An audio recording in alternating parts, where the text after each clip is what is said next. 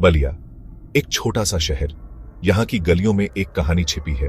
माया देवी नाम उसका, उम्र 55 साल, चेहरा झुर्रियों से भरा पर आंखों में एक अजीब सी चमक। पति देवेंद्र कुमार फौज से रिटायर। देवेंद्र ज्यादातर समय घर से बाहर ही रहते, कभी ड्यूटी के सिलसिले में, कभी दोस्तों के साथ। माया अकेली रहती, घर की चार दीवारी में कैद। दिन भारी लगते, रातें और भी भारी। एक दिन अनिल आया, पडिडोस में रहता था, उम्र में माया से बहुत छोटा। धीरे धीरे दोनों में दोस्ती हो गई। दोस्ती कब प्यार में बदल गई पता ही नहीं चला। माया को लगा जैसे सूखे जीवन में बहार आ गई हो। अनिल उसे वो प्यार और सम्मान देता जो उसे सालों से नहीं मिला था, पर यह खुशी ज्यादा दिन टिकने वाली नहीं थी।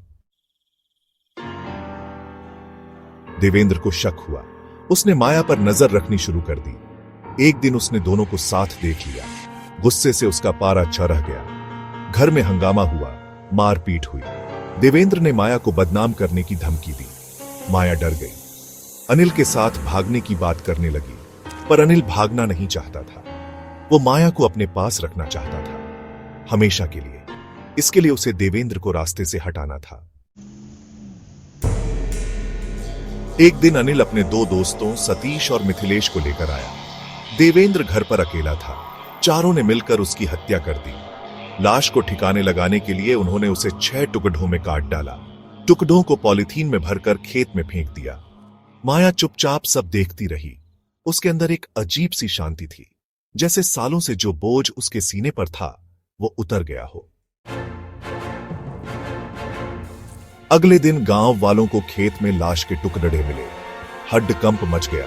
पुलिस आई, जांच शुरू हुई। माया ने पहले तो पुलिस को गुमराह किया, पर ज्यादा दिन तक अपना झूठ न छिपा सकी। पुलिस की सख्ती के आगे उसने सब कुछ बता दिया। अनिल और उसके दोनों दोस्तों को भी गिरफ्तार कर लिया गया। खबर जंगल में आग की तरह फैल गई। लोग माया को कोसने लगे। उसके अपने भी उससे मुख मोड़ात लिए। देवेंद्र की 3 बेटियां थीं। सबकी शादी हो चुकी थी। एक बेटा था जो हॉस्टल में रहकर पढ़ाई करता था। मां के हत्या का इल्जाम सुनकर बच्चों के पैरों तले जमीन खिसक गई। वे भागे भागे गांव आए।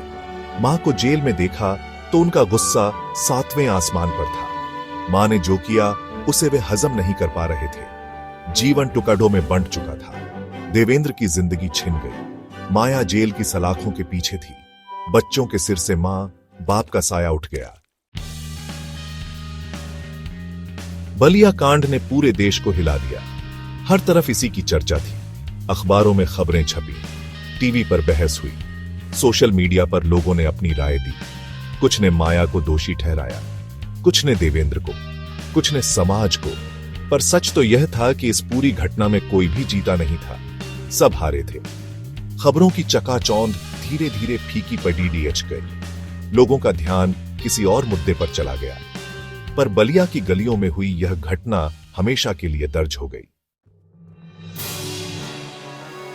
देवेंद्र की बेटियां अपने अपने घर चली गईं। उनके लिए यह घाव बहुत गहरा था। वो न तो मां को माफ कर सकती थी, न ही उसे भूल। बेटा भी टूट चुका था। पढ़ाई छोड़कर वो गांव ही रहने लगा। लोगों की बातों से वो परेशान रहता। उसे लगता जैसे सारा गांव उसे घूर रहा हो।